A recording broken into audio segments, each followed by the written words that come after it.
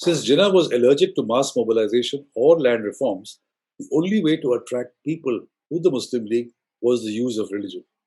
With slogans like Pakistan ka matlab kya and the answer being the kalma, La ilaha illallah, used in the 45-46 elections, there was no way the religious genie could be put back in the bottle after Pakistan was created. Second, when Iskandar Mirza asked Jinnah, who had become Governor General of Pakistan by then, to be, and I quote, considerate to the Muslim Leaguers, as after all they gave us Pakistan, unquote, Jinnah, who knew the insignificance of the Muslim League, dismissed it by retorting, and I quote, who told you the Muslim League gave us Pakistan? I brought Pakistan with my stenographer.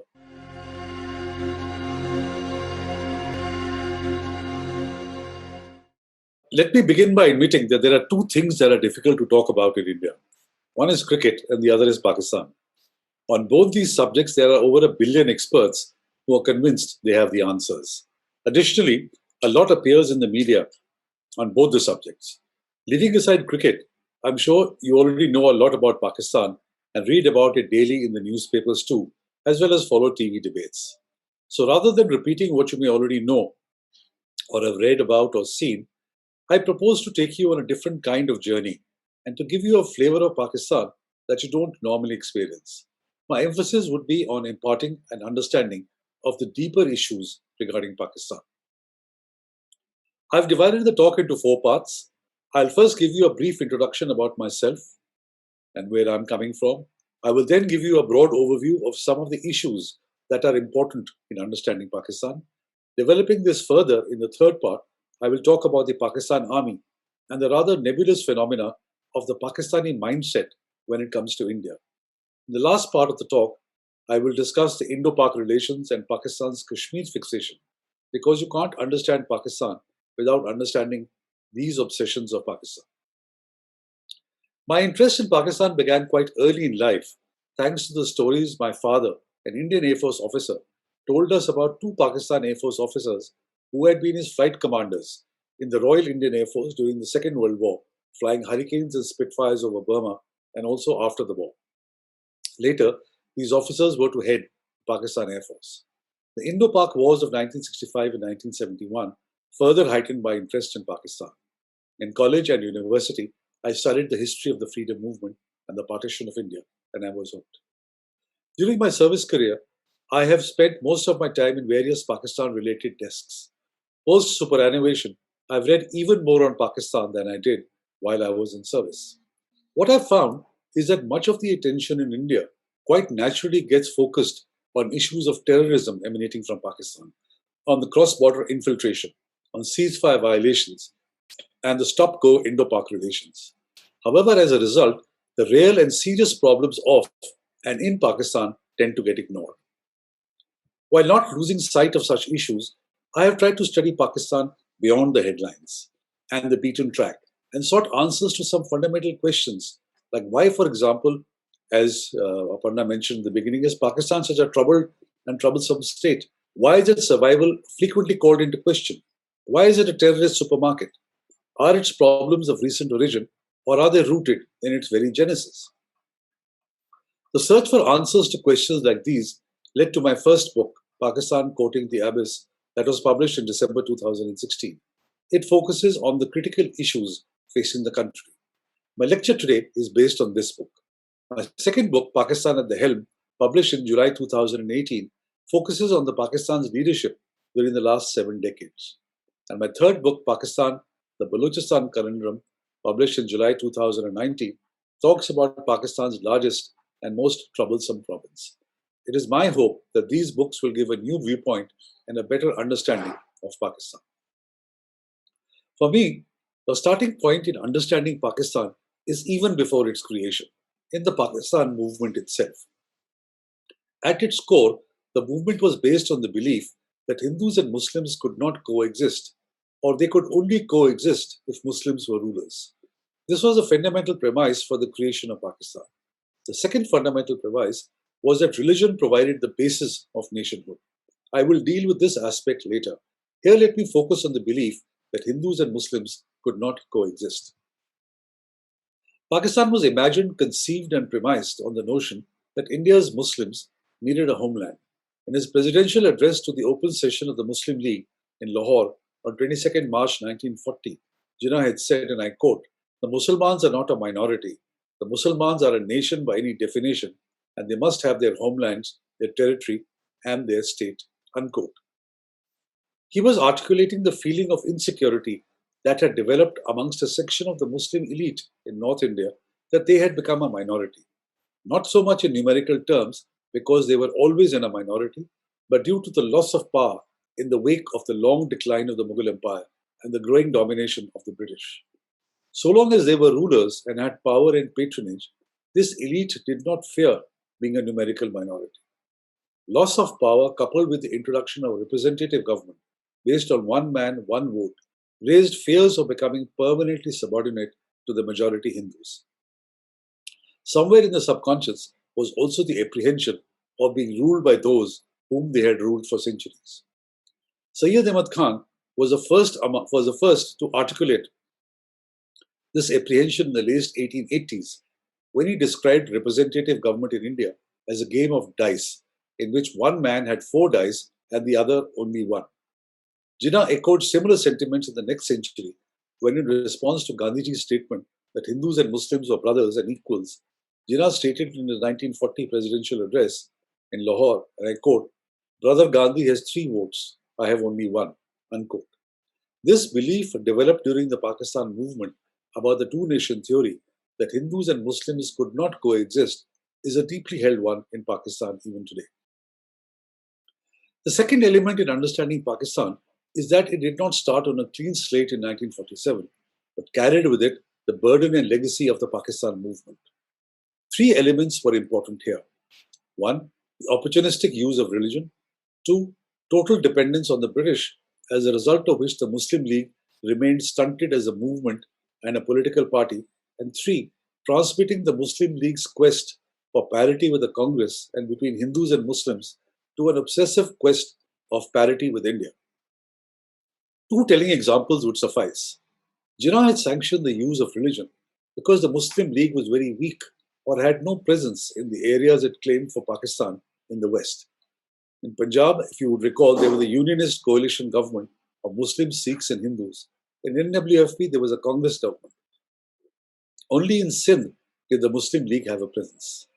Since Jinnah was allergic to mass mobilization or land reforms, the only way to attract people to the Muslim League was the use of religion.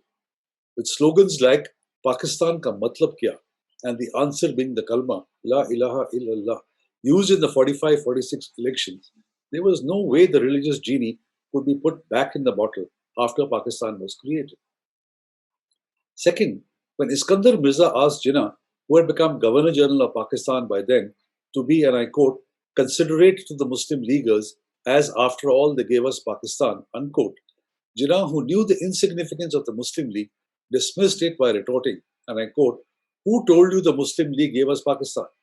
I brought Pakistan with my stenographer," unquote. Unlike the Congress, the Muslim League had done no homework as to how Pakistan would be governed. Even the British cautioned Jinnah that since he had done no preparation, he would be in for a shock. The infirmities of the Muslim League would allow the army to step into politics and remain there till today. I will discuss the third issue of parity a little later. Pakistan continues to contend with the negative consequences of such a legacy even today. The third issue is of identity and is very critical. Simply stated, into the 7th decade of its creation, there continues to be a debate over the meaning of a Pakistani identity. A columnist, Khalid Muhammad, wrote in The Nation recently, and I quote, "The world may like to call us Pakistanis, but there are few within the borders of this country that identify by themselves by that moniker. No, many of our citizens are ashamed to call themselves Pakistani, and that is where the problems of this nation start and end. Pakistan is a divided nation, to say the least. We are divided on ethnic, linguistic, political, religious, education, and provincial lines. We gather together under different political flags. We pray in masjids that are 100 feet from each other because of slight differences in the way we practice Islam." Unquote. Defining a Pakistani identity was a critical issue in 1947, and it continues to be today for at least 2 reasons. First, The geographical areas that came to constitute Pakistan in the east and the west of the Indian subcontinent had never before existed as a single country, and even in the west had not existed as one country. The challenge for the new state was to weld these different identities into one Pakistani identity. Second, the identity had to be different and distinct from India, since Pakistan had been carved out of India. India was a historical entity, but Pakistan, as a newly created country with an unfamiliar name, had to be acknowledged by the world as such. This need for distinctiveness led to the emphasis of an identity that was Islamic, taking its cue from the two nation theory that I talked about earlier. Pakistani identity thus became based on Islam. The Pakistani professor Wahidur Zaman graphically enumerated this dilemma in these words, and I quote: "If we let go the ideology of Islam, we cannot hold together as a nation by any other means. If the Arabs, the Turks, or the Iranians give up Islam, the Arabs will remain Arabs, the Turks will remain Turks, the Iranians will remain Iranian. But what do we remain if we give up Islam?" And a rhetorical answer was given: "If we are not Muslims, what are we? Second-rate Indians?" Unquote. The problem with the emphasis of an Islamic identity, however, was that the opportunistic use of Islam was effective in creating a country by whipping up hysteria and communal passions, but was not effective as glue to keep the country together. This was because in the area that came to constitute Pakistan, there were historical states with significant linguistic, cultural, and ethnic diversities. Here, people instinctively thought of themselves as Bengali, Baloch, Pashtun, Seraiki, and Sindhis rather than as Pakistanis. As mentioned before, even the geographical regions in the west had never been strung together as one country. Additionally, these provinces were not even in the forefront of the Pakistan movement and had no shared history. Wali Khan, the Pashtun leader, perhaps best exemplified the identity dilemma when he said in the National Assembly, and I quote, "I've been a Pashtun for thousands of years, a Musalman for 1300, and a Pakistani for just over 40." Unquote. Clearly, for him and millions of others, the specific ethnic identity was far more important than a Pakistani identity. Not surprisingly, the attempt of the Pakistani state to force an Islamic identity on its diverse population has come a cropper. As such, Pakistan has not yet been able to establish an overarching Pakistani identity. Islam was not able to supplant the linguistic, cultural, and historic bonds of its diverse population. This led to the continuing alienation of different ethnic groups despite being Muslims. East Pakistan broke away to become Bangladesh because for the Bengalis, language is a more salient part of their identity than Islam. A fifth insurgency is happening in Balochistan while there is unrest among the Pashtuns and the Sindhis, despite all of them being Muslims. Given the failure to create a national identity by any other means, Pakistan has resorted to the tactic of raising the threat from India as the cement to bind the multiple identities of Pakistan. The narrative has become that India was out to undo partition. Pakistan has thus failed to resolve the contradiction between denying any Indianness in its identity and failure to look beyond India by clinging to the two nation theory. While this can hardly be the basis of a sustainable national identity, it has implications for Indo Pak relations.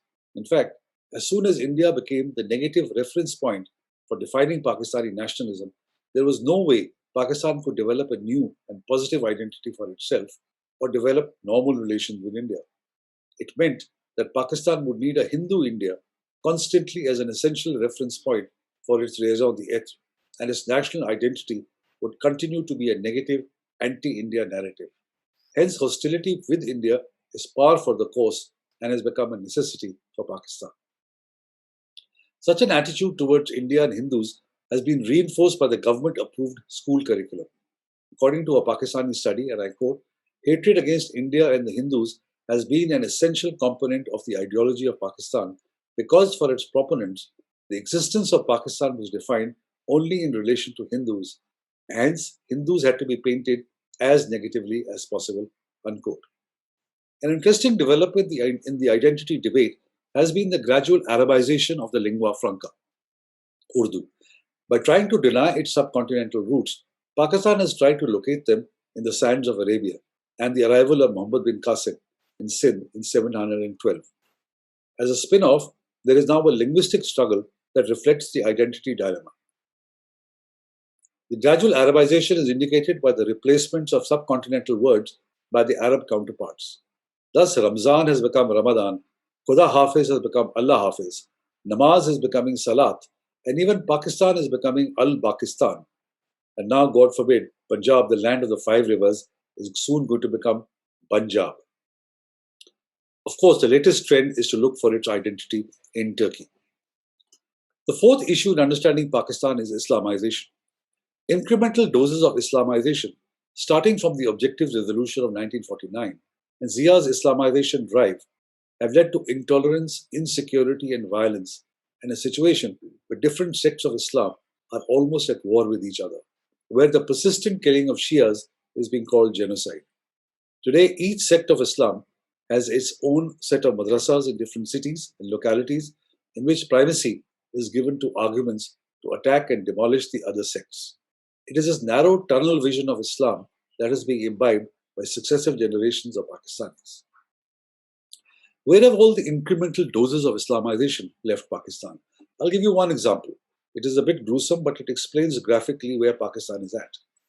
In January 2016, in the district of Kara, a 15-year-old boy apparently misheard a question relating to the Holy Prophet and mistakenly raised his hand in response. The local prayer leader and the section of the congregation pounced on him, accusing the boy of having committed blasphemy. To atone for his mistake, the boy went into the neighborhood field and chopped off his own hand using a fodder cutting machine and presented his appendage to the preacher on a plate. The boy's family celebrated the action. The Nation, a major English daily, noted aptly, and I quote, "If people are ready to hurt themselves in the name of religion, imagine what they would be willing to do to others." Unquote. The Daily Times asked ominously, and I quote, "The sheer savagery of this act compels one to ask, have we really been driven to the edge of insanity in our subservience to the Maulvis and the Mullahs that we now chop off our limbs in order to acquire the status of a believer?" Unquote. During the last 7 decades, the space and opportunity for Pakistan to be a moderate and inclusive state has shrunk enormously. Religious intolerance confined to pockets at one stage is now widespread. The warning signs for the next generation are everywhere. The fifth issue in understanding Pakistan is of terrorism. While Islamization had a certain salience in a country created on the basis of religion, the growth of jihadi terrorism and violence prevalent in Pakistan today is the result of deliberate state policy. Given the roots of terrorism in Pakistan, it is unlikely that Pakistan's state will ever relent on using terrorist organizations as instruments of state policy.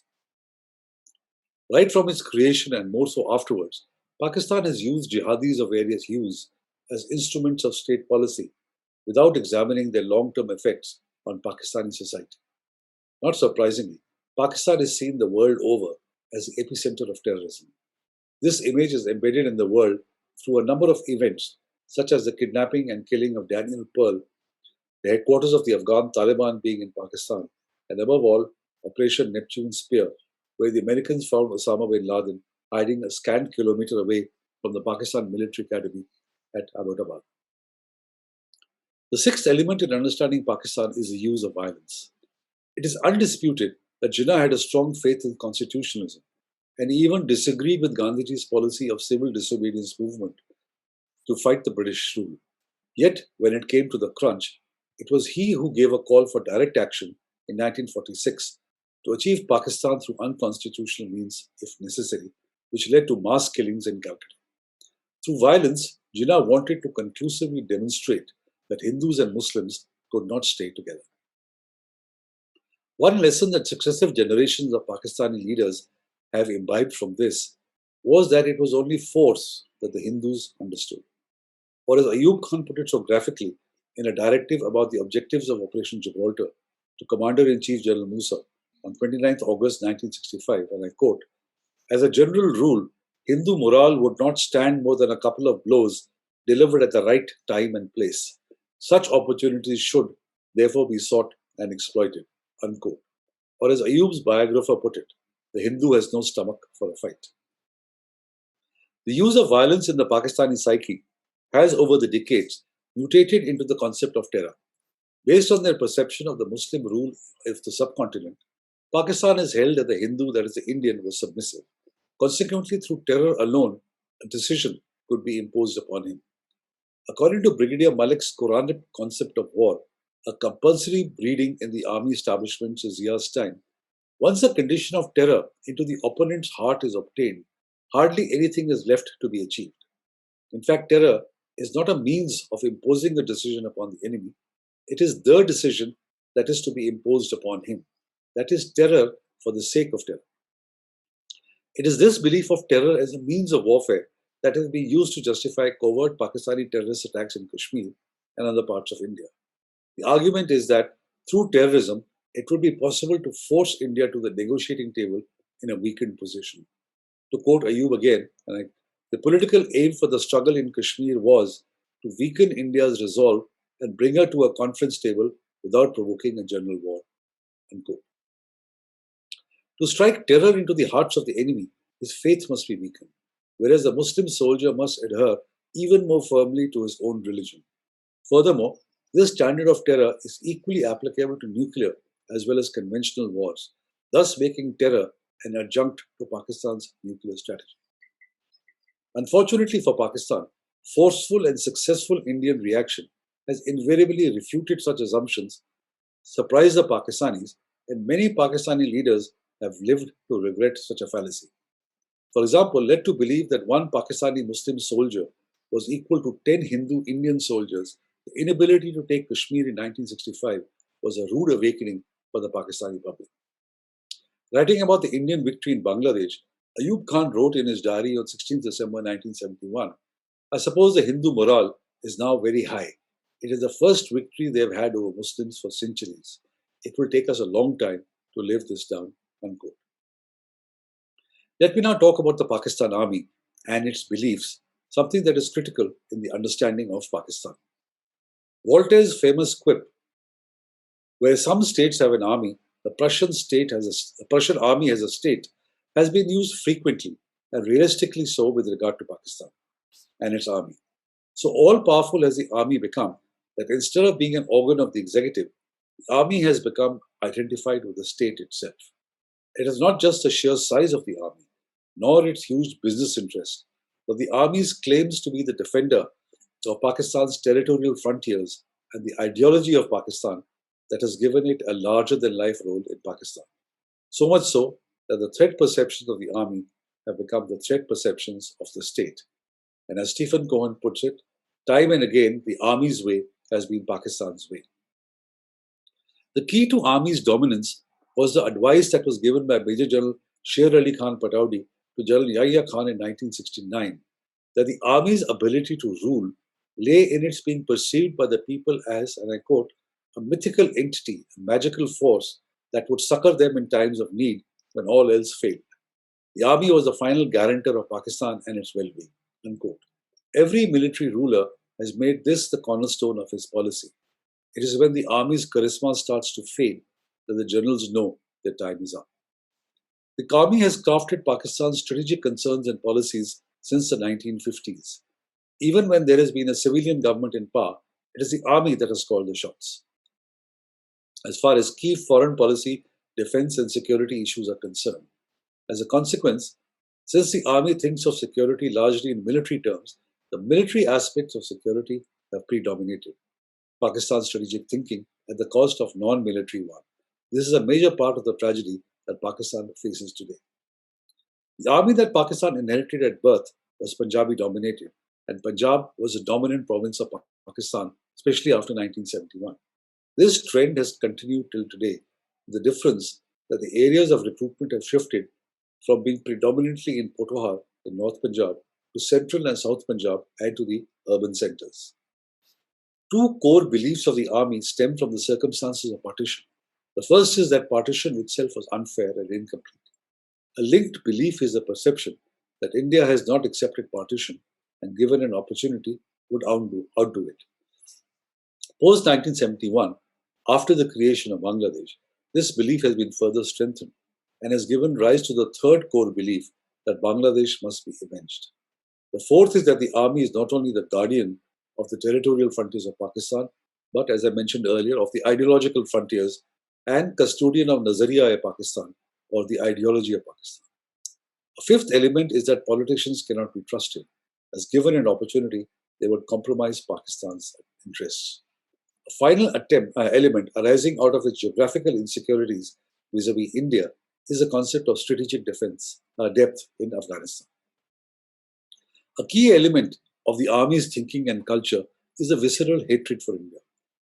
According to a retired Lieutenant General, Tanveer Naqvi, the average Pakistani officer of today, and I quote, has no doubt in his mind that the adversary is India and that the whole raison d'etre of the army is to defend against India. His image of Indians is of an anti-Pakistan, anti-Muslim, treacherous people, so he feels that he must always be ready to fight against India. Unquote. Based on these core beliefs, the army has developed a doctrine whose key elements are 1. Borrowed power in conventional capability from the US and conventional and nuclear capability from China to neutralize India's conventional superiority and its nuclear weapons. Second, use of non-state actors. Initially, the concept was to militarily seize Kashmir, that later transformed into bleeding India by 1,000 cuts to bring it to the negotiating table in a weakened position, and ultimately change the status quo in Jammu and Kashmir. Third, continuing to use non-state actors against India under the nuclear overhang, though this strand has been dented after Uri, especially Balakot. Fourth, not to allow politicians any independence of action on foreign defense and nuclear policies lest they compromise Pakistan's interests. 5. To ensure a weak, dependent, and friendly towards Pakistan government in Afghanistan to choke the Indian footprint and deny it any space there. And last, despite internal threats taking on a greater salience and hence the focus on counterterrorism, the threat from India remains a priority given India's capabilities. One of the important lessons that I've learned in studying Pakistan is to try and understand what is its mindset when it comes to India, or how does Pakistan, especially the army, view India. So it is the army that calls the shots in Pakistan. It is crucial to understand how the army perceives India.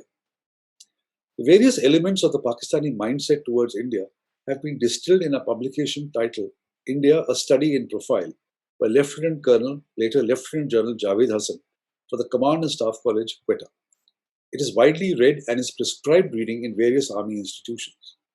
After an analysis of 2000 years of Indian history, the study concludes as follows. 1. India has a poor track record at projection of power beyond its frontiers. 2. It has a hopeless record in protecting its own freedom and sovereignty despite having larger armies. 3. Dismal performance of the military is matched by the near total absence of any popular resistance against foreign domination. 4th, the key traits of the Hindu are presumptuousness, persistence, and deviousness. 5. India has been unable to exist as a single unified state. 6. India's northern and western states represented its Hindu core. Indian Punjab, Jammu and Kashmir, the southern state of Tamil Nadu, and the 6 northeastern tribal states are alienated from the Indian mainstream and with some encouragement could become centers of insurgencies that could weaken India, if not dismember it. The other states have regionalist impulses but inadequate momentum for secessionism. And finally, India is unviable and Pakistan only needs to give it a push, and this artificial Hindu state would implode. Pakistan has been looking for that push ever since. How does a practical implementation of this mindset, a distilled view, work?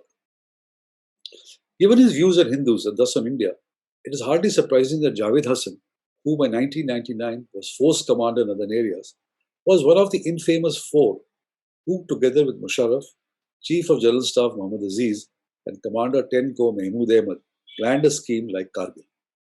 The whole scheme was based on the assumption, underlined by Hassan, on how the Hindu would cave in before a superior power.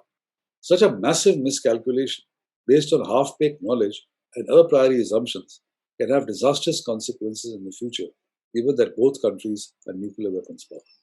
Such attitudes reflect the Pakistan Army's civilizational hostility towards India. This is unlikely to change in the near or medium term.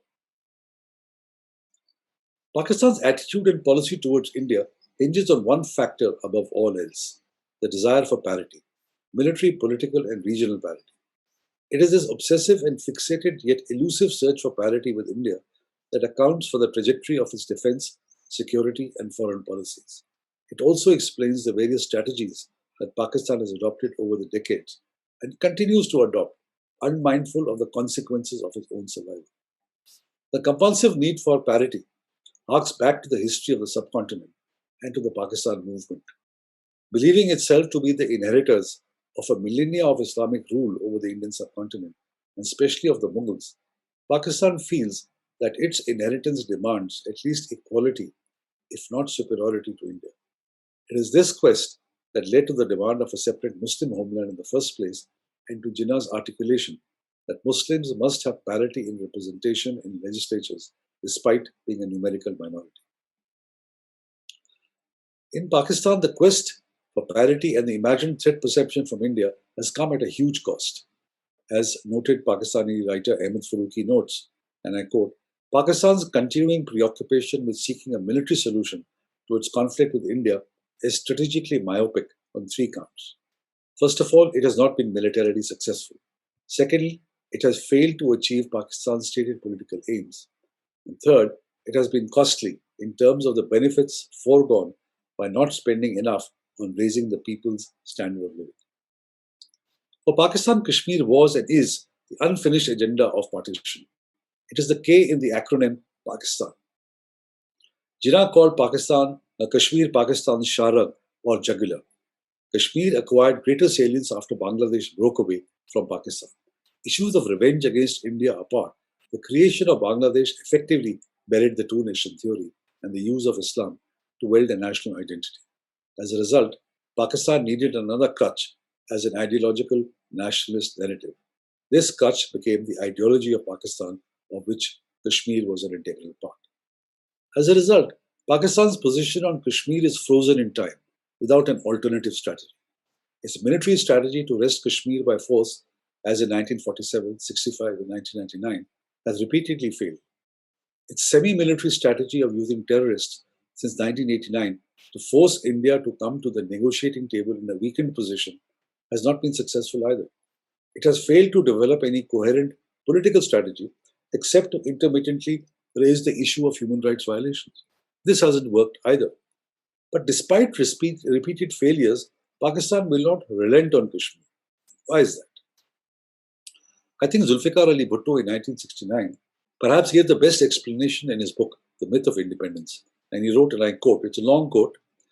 He asks, why does India want Jammu and Kashmir? And then he replies, she retains the state against all norms of morality because she wants to negate the two-nation theory, the basis of Pakistan. If a Muslim majority area can remain a part of India, the raison d'etre of Pakistan collapses. For the same reasons, Pakistan must continue unremittingly her struggle for the rights of self-determination of this subject people. It would be fatal if, in sheer exhaustion or out of intimidation, Pakistan were to abandon the struggle, and a bad compromise would be tantamount to abandonment, which might in turn lead to the collapse of Pakistan. If, however, we settle for tranquil relations with India without an equitable resolution of disputes, it would be the first major step in establishing Indian leadership in our parts, with Pakistan and other neighboring states becoming Indian satellites. Unquote. In this one paragraph, you have the philosophical underpinnings of Pakistan's Kashmir policy. Though Bhutto was hanged by the Pakistan army, his articulation of Pakistan's relentless quest for Kashmir has been followed assiduously by all subsequent rulers, civil and military. The elements he identified, especially the impact of a Muslim majority province in India on Pakistan's raison d'etre, are the bedrock of Pakistan's Kashmir policy. Thus, when elements in India prescribe talking to Pakistan as a means of coming to grips with the situation in J&K, they play into the hands of Pakistan. First, they give Pakistan the veto over what is essentially an Indian issue. Second, they present to Pakistan on a platter what it has been seeking to achieve for decades through military and semi-military means. Make India come to the negotiating table for talks on Kashmir. For the last 70 years, every government in India has tried to engage with Pakistan to develop a policy that would enable us to live like normal neighbors. Our finest diplomats have spent their careers in implementing such policies. There have been many back channel, track 1.5, track 2, track 3 discussions, and so on. All such efforts have not yet succeeded in bridging the gulf between the two countries. Today, 7 decades after India was partitioned, we are where we were with Pakistan, even as the world around us has changed fundamentally. This has led me to ask a basic question. What is the missing element in Indian policy formulation and practice that has resulted repeatedly in a one step forward and two-step backwards relationship with Pakistan? Or to put it differently, why doesn't Pakistan behave as a normal state and neighbor when it comes to India? This, to my mind, is the greatest challenge in India's relations with Pakistan. To me, the reason for this appears to be that India has had a one dimensional approach towards Pakistan, treating it as a normal state, whereas Pakistan is anything but a normal state when it comes to India. We need to develop two more dimensions.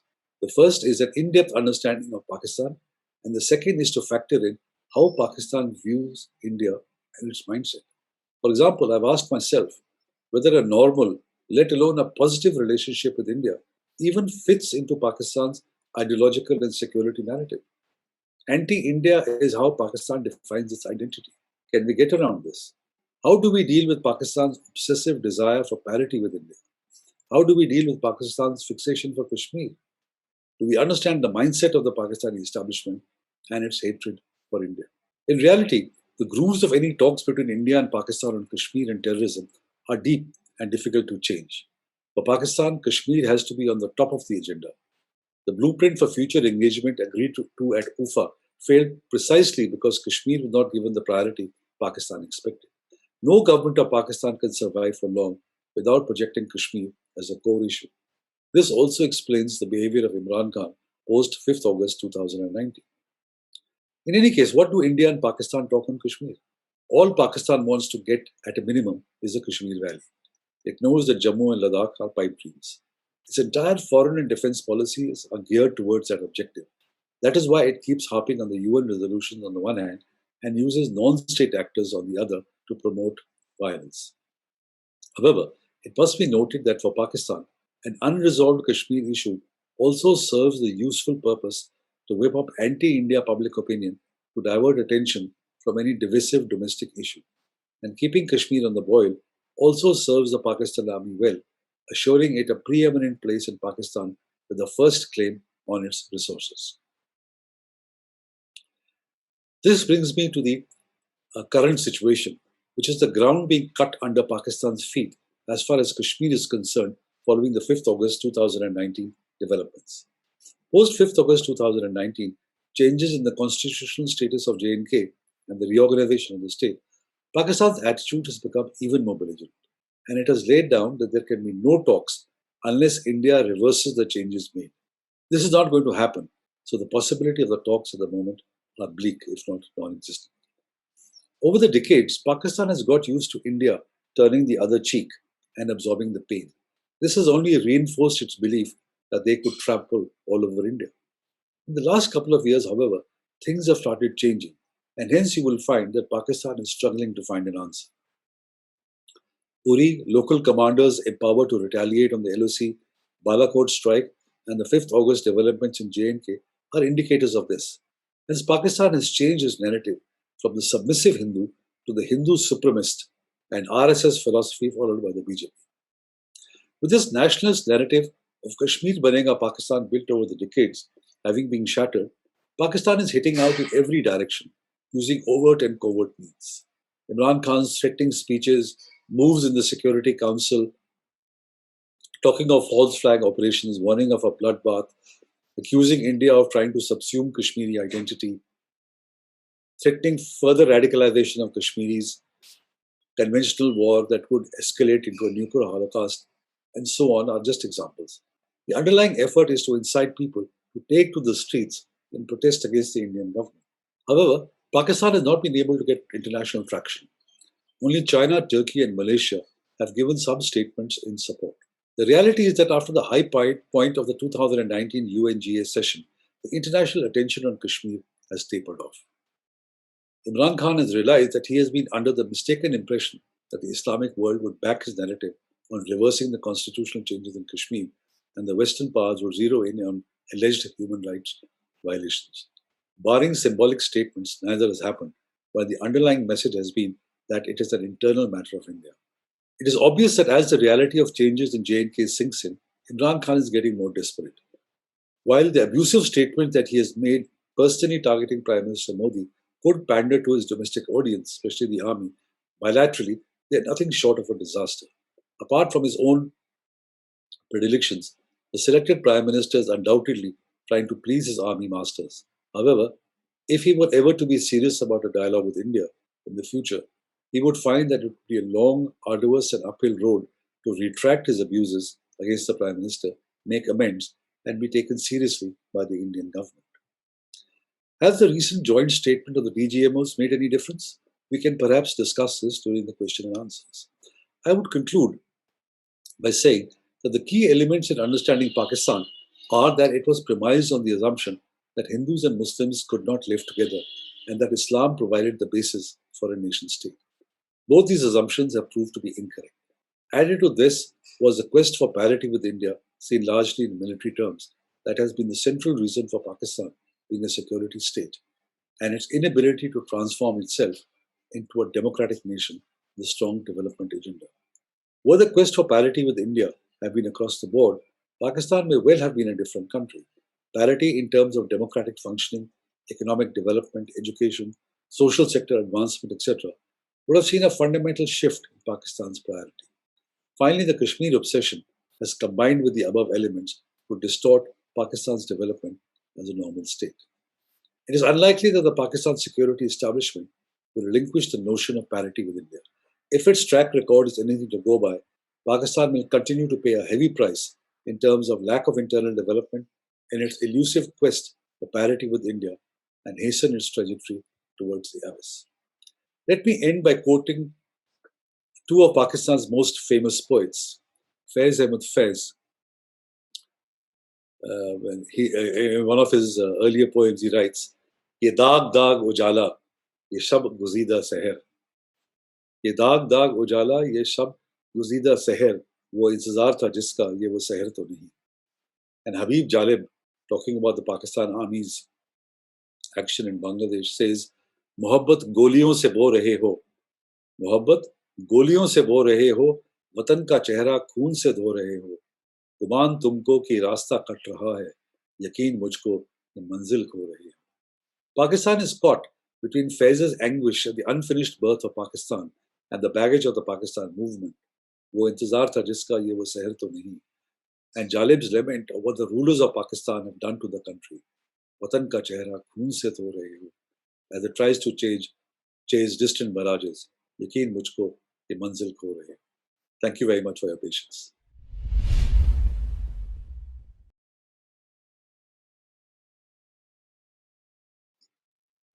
Very, very beautiful talk and the conclusion. And if I may ask, the Faiz quote that you quoted, the Faiz Sher, isn't it in response to "wo subha kabhi to aayegi"? No. This is the dawn of freedom. Okay. This just after 47, when all the refugees and everybody was coming in, that's when he was. वो सुबह कभी आएगी, वो तो Hindi movie का गाना है ना. Yeah, but I had heard that they used to in the freedom struggle, all these progressive poets, they used to go by something like that. This is post partition. Yeah, this is post partition, and I think Faiz met a very bad fate, especially at the hands of Ziaul Haq. He was locked up in jail. He was locked up in jail for a long time, and he was newly married and all. I don't know what happened to Iqbal, the national poet, but Faiz, yes. Yeah. My question, one you quoted from that book, the Hindu identity is largely devious and, what did you say? Presumptuous and persistent. Yes, I would like you to comment on this, please, because I think it is true. You know, this man Javed Hassan, so he was given this task. This was an assignment given to him. So he studied the entire of Indian history for 2,000 years. And these are the conclusions that he drew after a study of Indian history. Now, you can challenge it, you can not agree with it, but the fact is, this is what the Pakistan Army believes. But this is what they are taught, and this is what they are believed, that this is what India what the Hindu is like. So we can argue about it, we can discuss it, but this is a fact. This is an element of faith with them that this is what Indians are. So young army officer, when he is trained, and this is what he's told, that this is what your enemy is. This is what he is like. So this is what they believe. For example, they mention that India's northeast, Jammu and Kashmir, Punjab, and Tamil Nadu. Surprisingly, even Tamil Nadu. These are India's weak points. So Punjab, you know what happened. You know what's happening in Kashmir. The northeast and Tamil Nadu are the next targets. This is something which we should be aware of and be conscious of. I think even Kerala now. This study doesn't mention Kerala, but yes, Tamil Nadu and Kerala would be here. It is wonderful to listen to you. I have read 2 of your books. The third one on that conundrum of Balochistan I've just downloaded. I'm sorry, unable to get it signed from you because it's on Kindle. I wish they could find out some method for doing that. I just have two small issues, points. One, what General Hassan has been talking about the Hindu outlook and their behavior over the last millennium or so is something which is replicated more or less in our textbooks. Even in our textbooks, but NCERT, you will find they only talk about Hindu defeats and hardly about any Hindu, armies winning any status. That's one. Second, the children have been taught for the last 3 generations in Pakistan. This has been imbibed into them from that time, that India is a loser, Hindu is a loser. Now, do you think it's going to get set right in the next 20 years or 30 years? The next generation is again going to be the same as the present one. I would like to have your comments. You see, on the first one, I agree with you. Unfortunately,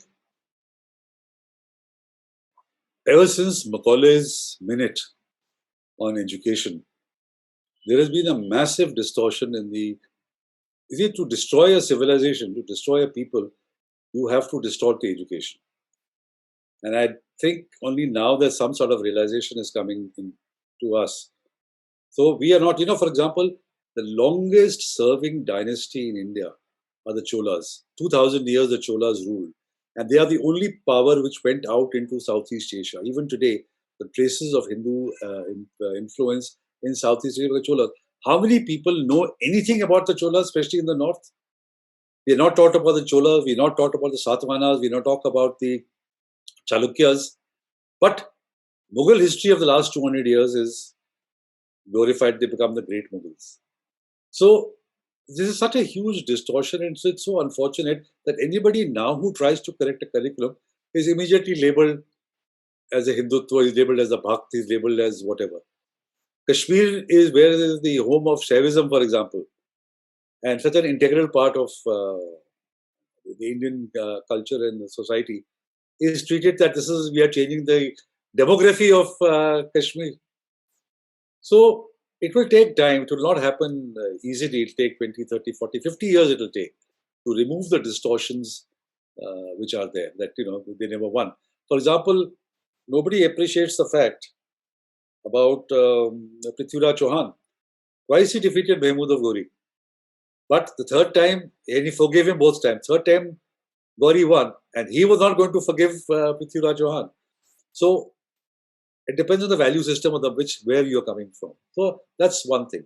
The second point is, you see, what is taught in Pakistan schools, since I have been there, an opportunity to look at some of their textbooks. You have the Qaeda, the beginning, A, B, C, D, A for apple, B for ball. So they are taught in their Qaeda, what is called in Urdu. So Z says Zalim. And there they have a photograph of a Sardar. So in the mind of a child, all Sardars are Zalims. Does say Daku, and you have a photograph of a Panditji sitting with a big tummy and with a bodhi at the back. So in the mind of a child, Hindus are Dakus. This is taught to them in KG 1, 2, 3. Then you look at the studies when they grow up 6th, 7th, 8th, 9th. Pakistani organizations and NGOs have carried out studies of Pakistani textbooks. What is taught to them? It is far worse than what can be taught in madrasas. A Pakistani, especially in Punjab, going to a government school comes out as a full-fledged jihadi. He doesn't have to go to the madrasa because the hatred that is imbibed in him against Hindus, Christians, and Jews, and taught the virtues of shahadat and taught the virtues of jihad, he doesn't need to get any more training. He's already that. So unless and until a change is done in the curriculum today, the effect of this will be visible 20 years from now. Nothing is going to happen because this entire generation, 4 or 5 generations have been brainwashed, especially after 77, after Zia came in. Before that, the education curriculum was far better. They talked about Ramayana, they talked about Mahabharata, they were, the virtues of Gandhiji, and all those things were there. After 77, it totally changed because Zia said the objective of education should be to produce an Islamized society. Right? So everything that was not in that line with those objectives was thrown away. So today the Pakistani curriculum is, you will be absolutely shocked. That's why I keep in my lectures, keep trying to emphasize that we don't understand Pakistan. We look at Pakistan from our moderate, secular point of view. They look upon you with sheer hatred because this is what they've been taught for the last 60, 70 years. This is what they've been taught. So, hum to bada haath badhate hain, and there it's a totally different. I'm sorry to have to say this, but that's what the reality is. I have a question. You said that nothing's going to change unless we change the curriculum. But why would Pakistan want to change the curriculum at all? They're the very basis of it rests on this separate identity. Yeah, good question. But there are sensible people in Pakistan too who see what is happening to their society, the poison that is spreading. Because now the situation has come, you find on the streets and demonstrations, they hold the entire cities to ransom. Whether Tehreek-e-Labbaik, Pakistan, or the demonstrations you've had in Karachi, the religious parties have become stronger and stronger. And the moderate societies are on the back foot. Because even the people who have gone to government schools believe that this is the right thing. So the sensible people in Pakistan say, look, where are we going? And if we are going to be part of an international state system, you're living on an island. You're part of a state system. And if this is your ideas and this is your beliefs, like that boy cutting off his hand because he raised his hand, and see what the newspapers said about this. So that's the danger when people realize that if a person is willing to harm himself for the sake of religion, what will he do to others? So people also realize this that we've gone too far down this road. But to pull back will require a superhuman effort. बहुत मुश्किल. अभी तो I don't see any leaders on the horizon who can willing to take that chance. So one thing is that the instance about the boy chopping his hand in the name of blasphemy proclaimed by a mullah, it's revolting. But do you think that should be a lesson for Indian media also to stop engaging mullahs when they call them to the debate and make fun of them and think that some people have clapped, which means their job is done. But in a long run, it's actually a very dangerous thing that instead of calling intellectuals, because there you have to do some homework, you're calling these mullahs to the stage, and they will be crude, they will be rough, they will actually talk from the book and without being polished. So this engagement with them, bringing them to the masses, is that a mistake of Indian media right now? That's question number one. The another example of Prithviraj, a brave warrior, but then understanding your enemy is also important. So when we talk about that, there is a school of thought in India which says that let's make sure that another Pulwama does not happen, which means be proactive about terrorists. And when you retaliate against the Pakistani armed forces. Make sure that when we have 40 dead bodies of Indian soldiers here, they also have the dead bodies of armed forces and not your terrorists, because they don't count. Do you think that would be a good strategy, or will it lead to a full-on war? Okay, very interesting question. You see, I don't. I have nothing against the media. I think the media does a wonderful job, but I have a problem with the format of discussions which are held on Indian TV. These are mostly, there will be some exceptions. These are mostly TRP-oriented debates. The more people shout and scream and try to outshout the other and make ridiculous statements, the more the channels feel they're getting TRPs. So that's why these people, and that's why the debates, I don't I try not to come on too many channels or too many debates precisely for this reason, because they get down into slanging matches. I'll give you one example.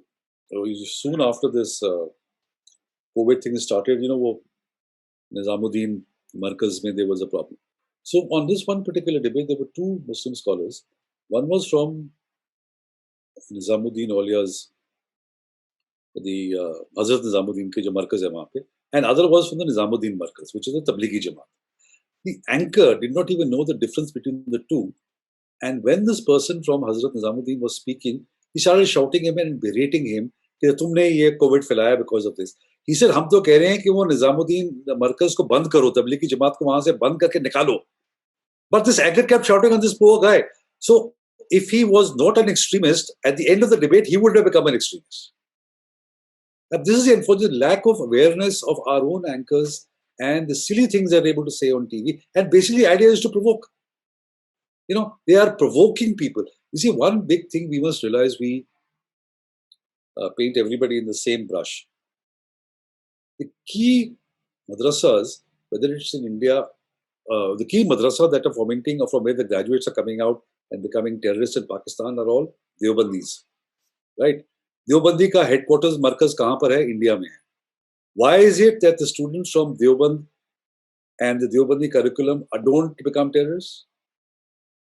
We have never paid enough importance or congratulated or shabashi to our own Muslim scholars who have kept the Deobandi students in the straight and narrow because they've given them good education. वहाँ क्या होता है Deoband scholar से वो मदरसे से निकलता है, ISI is there to hand him a AK-47 as a graduation gift. So he becomes a terrorist. India में क्यों नहीं होते? करिकुलम तो वही है ना, and alma mater इंडिया में है. So it is also the awareness that we need to have, and especially on the media. This is something which people need to appreciate and understand this. That don't go for TRP ratings on sensitive issues or sensitive debates on matters like this, which are of national interest, which impact the social cohesion of the country. But कोई मानने को तैयार नहीं, because everybody is doing it, so everybody उसी भेड़ चाल में चल रहा है. The second question about Prithviraj Chauhan. You see, also, I agree with you, you should judge the enemy, but you also have to see an issue from the context in which it was held. The value system of the Rajputs at that particular time was different. Today we are seeing it with hindsight 2020 कि नहीं उसको ये नहीं करना चाहिए था. भाई वो उनका culture था. That was the culture, that was the belief, that was the system that he was being brought up in this thing, to forgive. The other guy didn't come from that system. So, that's where the problem was. And retaliation, yes. You see, what happens in terrorist situation is that a lot of terrorists take shelter in civilian areas. They will fire from the houses. What happens then in that case to the army? What are they supposed to do? If you tell them कि civilian area पे आप fire नहीं करेंगे, then you're tying their hands. They are taking bullets, they are taking hits, but then you say don't fire. So it's a very complex. Counterinsurgency is extremely complex. But yes, certainly army targets should definitely be. This is what the Indian Army has been doing. They're focusing on targeting the army installations from where the fire or where the terrorists have originated from. But in civilian situations, in urban areas, when fire is coming to you from a house, you will try your best to save. But then, you understand what the limitations are. So my question is that who actually benefited first from the creation of Pakistan and secondly from this prolonged conflict, both ways? You see, for the simple answer to the first question is, Jinnah was a congressman, right? He was even given the title of the ambassador of Hindu-Muslim unity. I think in the 1930s, I don't know if it was the Nagpur session or one particular session it was, he realized that he did not have a future in the Congress so long as Gandhiji and Pandit Nehru were there. Right? He realized that yahan to kuch, nothing can be done. It was a lot of his, and also he was egged on by the British. The British had realized what his capabilities were and they wanted to use him. After the 37 elections, he in fact left. वो तो चले गए थे ना. He went to UK, started practicing law there. He was staying in Hampstead Heath. He was then brought back. After the 1931 election. When the British knew that the 35 Act is coming and more provincial autonomy would be given and there will be Indian participation even at the centre, they persuaded Jinnah to come back. So the benefit of creating of a new country was to largely the small Muslim elite in North India who felt they had been deprived of jobs, power, and patronage with the coming of the British. And under representative government, one man, one vote, they feared that Hindus would come into power. एक तो उनका benefit ये था. Now, second question is, who has benefited from the prolonged conflict? In the case of Pakistan, it's clearly the Pakistan army that has benefited from the prolonged conflict because they have had access to the maximum resources. They don't, even after the creation of Bangladesh, the army was split half and half. But today, Pakistan army is double than what it was in 1971, even though they've lost half the territory. So the army has certainly benefited from that. I think foreign powers have also benefited from the fact that it is not a strong subcontinent. If the subcontinent was one, and you did not have the issues of radicalization and terrorism, then you can imagine if your borders stretched from Iran, Afghanistan, all the way to Myanmar and the Bay of Bengal, what a powerful country this would have been. Right? So I think that answers your question. Origin of the two-nation theory, I think it lies in the intellectual realm by Sir Syed and Maulana Azad, how they created this idea of pan-Islamism in the minds of Muslims even before the country was partitioned. So I think it is not a political genesis, it is more of an intellectual genesis. Not Maulana Azad.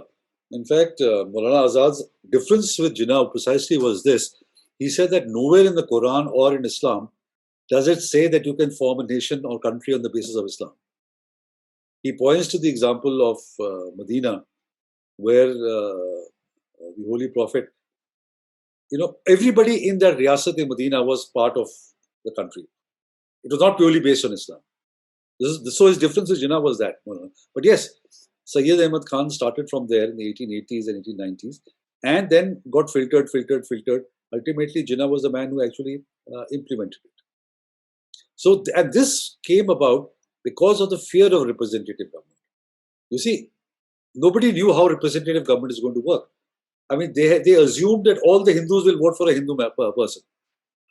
And so, because Hindus are 3 times their population or 4 times the population, the Hindus will come into power.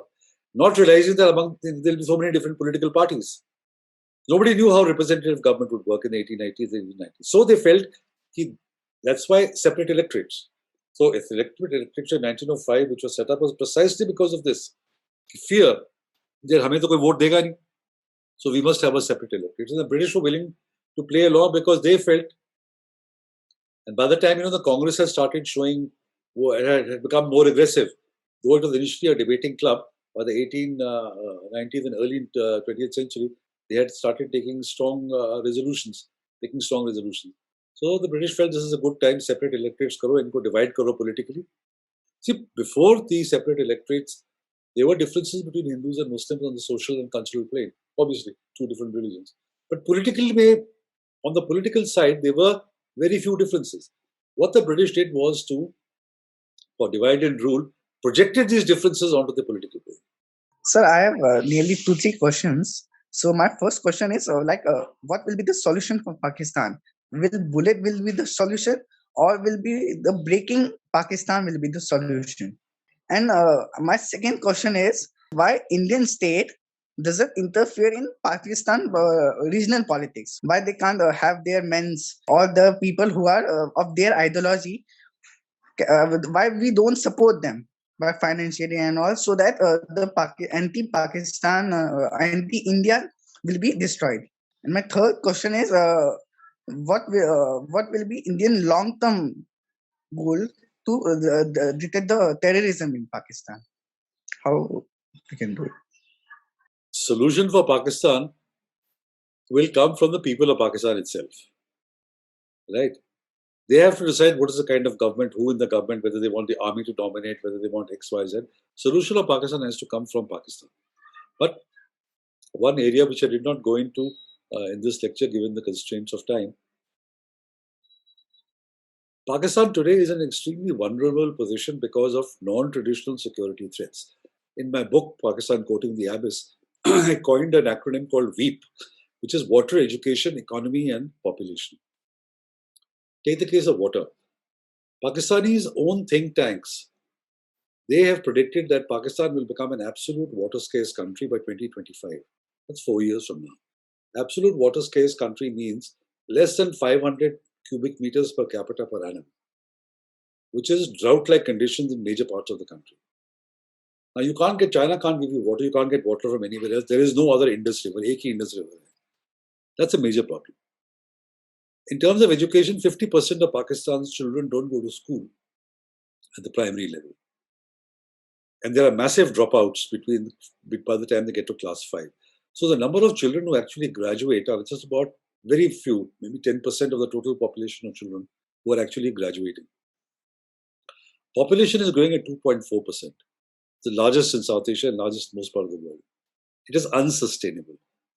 About 3 million people are entering the labor force year after year, whereas Pakistan's economy cannot provide jobs for more than 600,000 to a million. So what happens to the 200 million who are joining the labor force year after year for the next 40 years?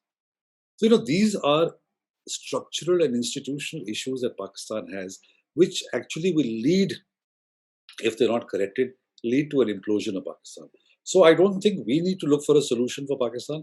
Pakistan's people and Pakistan's leadership will have to look for a solution for Pakistan itself. Otherwise, they are just going to implode. Why doesn't India interfere in Pakistan? Maybe interference in other countries' politicians. Do you like them or China or America coming and interfering in your politics? Or people who are anti-India to start supporting them openly? You can't do it, it's not done. I'm sure intelligence agencies are doing it, but you can't do it openly, you can't announce it, and you can't publish support for that. Long-term solution against terrorism, this again is something that Pakistan has been forced to do. You see now this Financial Action Task Force, which you must have heard of. Pakistan has been on the grey list since 2018. And this has forced them to recalibrate their strategy as far as using terrorists is concerned. Because if they were to graduate to the blacklist, the economy would have devastating implications for the economy. They will not be able to raise capital abroad. All their transaction costs will go up. Nobody will be able to invest in Pakistan. Pakistan will not be able to send their money out. So, because of this scare of getting put on the blacklist, they have reined in terrorism for the last 3 years. It is very difficult because terrorists ko bhi very khoon lag jaye. Then what do you do? If you've watched, I don't know, the younger people may not have seen the film Sai Bibi or Ghulam, where this fellow Gunda comes up to the Rahman and says ki Hazaron par jang lag gaya. That means they have not carried out any activities for a long time. So what do you do with the jihadis? Jihadis, you have to use them somewhere. So I think terrorism, ultimately Pakistan itself, through international pressure, will have to control terrorism itself. When you speak of Pakistan, you say Pakistan.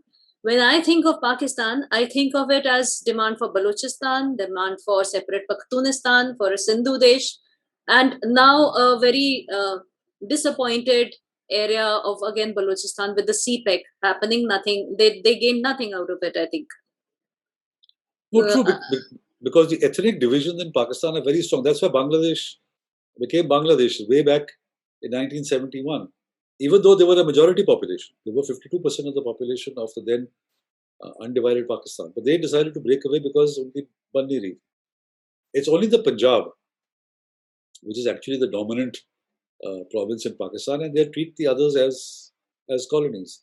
The fifth insurgency, as I mentioned, in Balochistan, the Pakhtuns and the PTM and the Sindhis. So they're all extremely unhappy with Pakistan because the way Pakistan is configured, one province, a political party has to win only Punjab and they can form the government in Islamabad.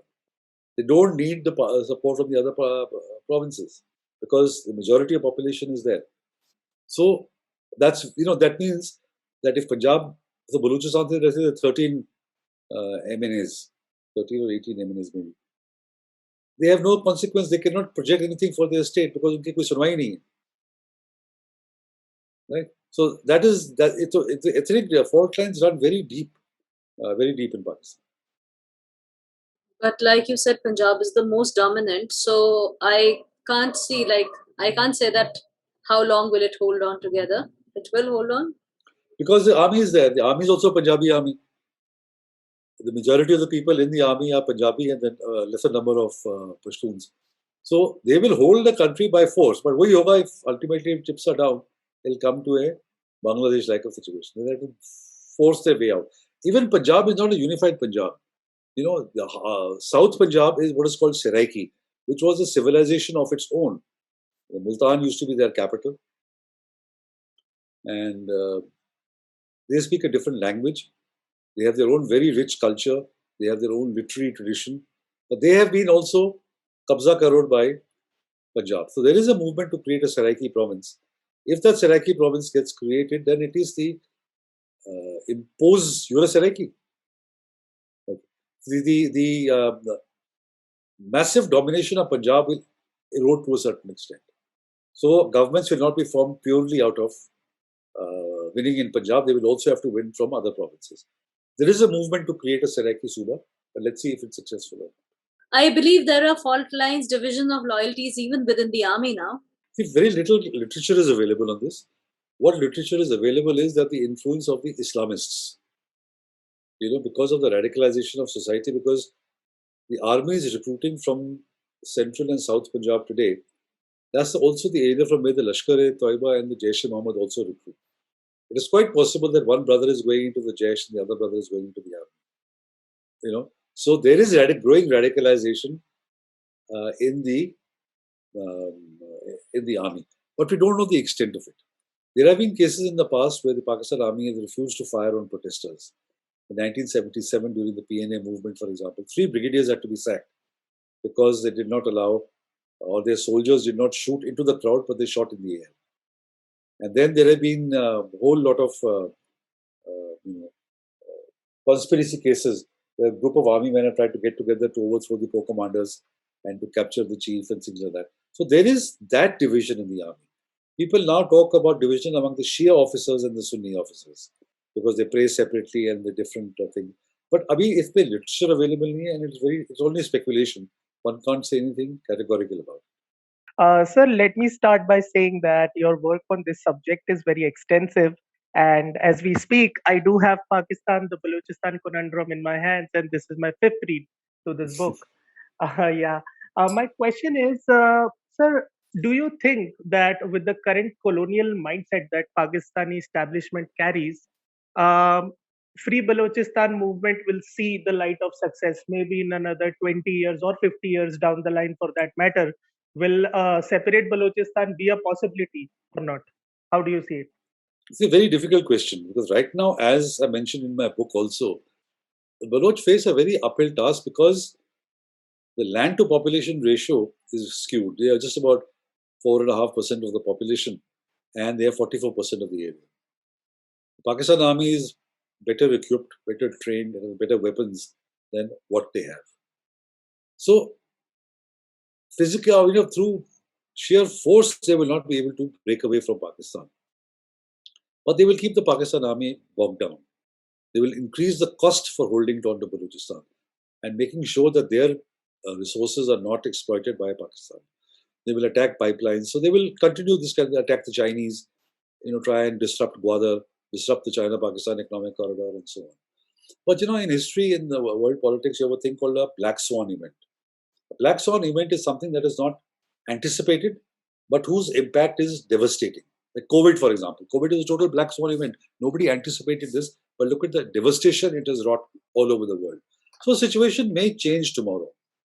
Today, the neighbors of Balochistan, whether it's Iran or Afghanistan, are not interested in supporting Baloch insurgency in Pakistan because of their own Baloch. Tomorrow, things may change. Tomorrow, the US may decide to use Balochistan territory for an operation against the Iranians, in which case they will start supporting the Baloch. So, what will happen 20 years or 50 years down the road, it's absolutely impossible to predict. If it continues like this, what is happening for sure is that the Baloch consciousness, Baloch nationalism, children and women getting involved in the Baloch nationalist movement is going to grow and keep growing despite all the repression, all the human rights violations, the kill and dump policy. This is going to grow from strength to strength. Right? Social media presence is growing. World is becoming more aware of it.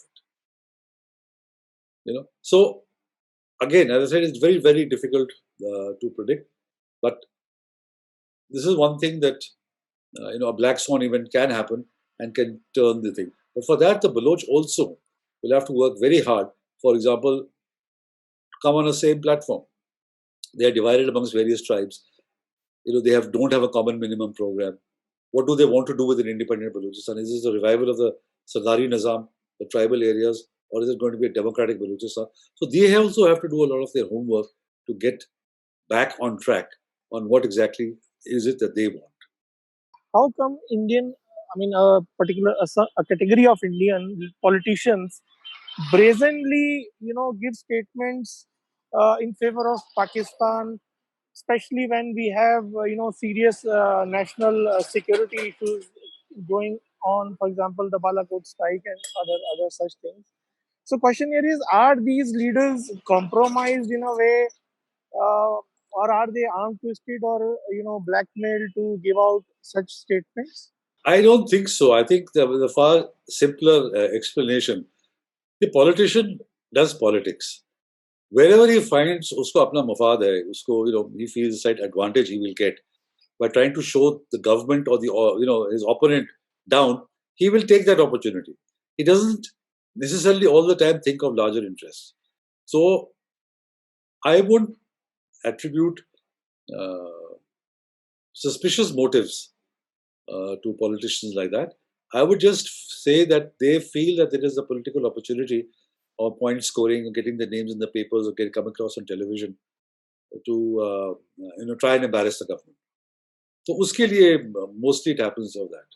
You say that India will not interfere in the Pakistan internal matter. Okay, so we have a series of that. We think we will be Vishwaguru and a superpower, and if we don't interfere in our neighbor politics only, so how we will become a superpower? Because superpower have to interfere anyway to make them safe. Like America, China is trying to be safe, and we are thinking of we will not do anything. So this is our. If we are not in our goal. I hope you're not saying that we should be called the ugly Indian who was interfering everywhere. There was a time when we were interfering in Nepal, we were interfering in Sri Lanka, and you know what happened over there. No, it's not a question of interfering. You see, in the case of Bangladesh, all of us must also remember that India was faced with 10 million refugees. 10 million people came across the border and we were burdened with them. It became a massive human rights, what Pakistan was doing in Bangladesh, a human rights issue that could not be ignored happening in the neighborhood. Now, in the case of, so let me give you an example where some sort of action by India may be required. As I mentioned, 2025, water crisis in Pakistan. There's a drought in South Punjab and drought in Sindh. And you have 250,000 or 500,000 people coming across the border and wanting to seek sanctuary in India. What will India do at that time? So situations may arise, situations may happen, may not happen, I don't know. But that is the kind of situation only when you can interfere. Just because the fact that you want to be a superpower doesn't mean aap danda leke apne sare neighbors ko pitai kare. Not at all. You work with them cooperatively. In fact, we have gained far greater goodwill and far greater acceptance by sending vaccines to all the neighborhood free of cost. Even though our own people have not been fully vaccinated. That is what a great power is. That is what a superpower is. And look at even Canada. And now for US, we are going to be doing it. And we are doing it for the small islands, the Pacific Islands, the other islands in the Indian Ocean, all our neighbors. That is something which has won us the most goodwill and acceptance of being the dominant power than anything else. So that is the way to go forward. I don't think so. Being a superpower is a very macho thing that you can go around and start interfering in your neighborhood country. Not at all.